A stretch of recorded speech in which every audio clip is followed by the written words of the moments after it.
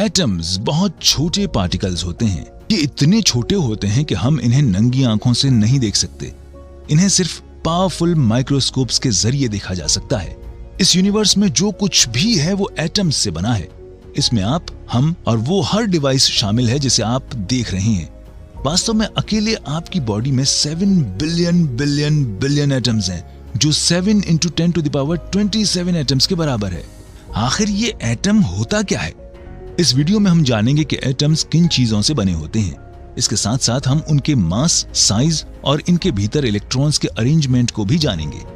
Atoms जरूर छोटे particles होते हैं, लेकिन ये भी दूसरे छोटे छोटे पार्टिकल से बने होते हैं जिन्हें हम सब एटॉमिक पार्टिकल्स कहते हैं। एटम्स के ठीक बीच में न्यूक्लियस होता है, जिसमें प्रोटॉन्स और न्यूट्रॉन्स प्रेजेंट होते हैं।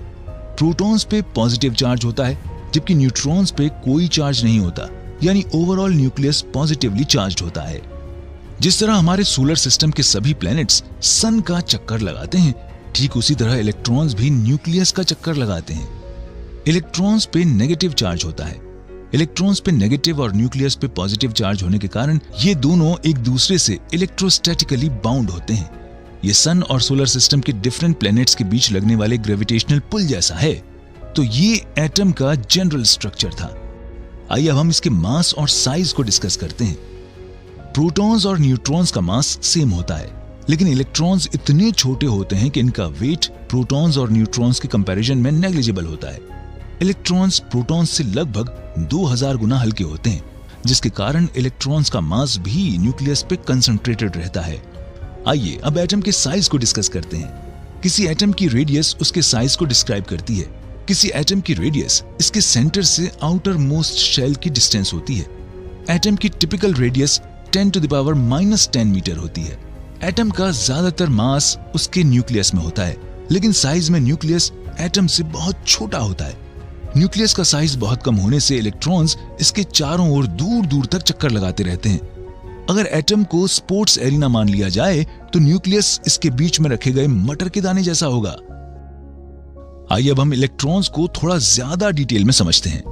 नेगेटिवली चार्ज्ड इलेक्ट्रॉन्स न्यूक्लियस के चारों ओर फिक्स्ड ऑर्बिट्स या शेल्स में चक्कर लगाते हैं। डिफरेंट एटम्स में नंबर ऑफ शेल्स भी डिफरेंट होती हैं।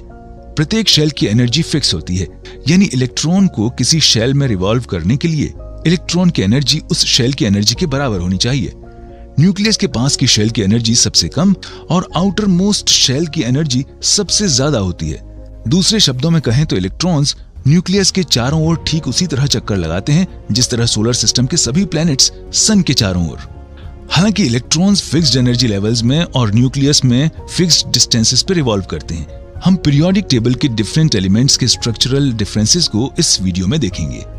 तो इस वीडियो में हमने एटॉमिक स्ट्रक्चर देखा। एटम्स में पॉजिटिवली चार्ज न्यूक्लियस होता है, जो पॉजिटिवली चार्ज प्रोटॉन्स और न्यूट्रल न्यूट्रॉन्स से बना होता है। नेगेटिवली चार्ज इलेक्ट्रॉन्स न्यूक्लियस के चारों ओर फिक्स्ड ऑर्बिट्स में रिवॉल्व करते हैं। एटम का ज्यादातर मास उसके न्यूक्लियस में कंसंट्रेटेड होता है और एटम की टिपिकल रेडियस 10⁻⁻10 मीटर होती है। अगर आप जानना चाहते हैं कि हमने एटम के एग्जिस्टेंस और स्ट्रक्चर का पता कैसे लगाया, तो इसके लिए ये वीडियो देखें।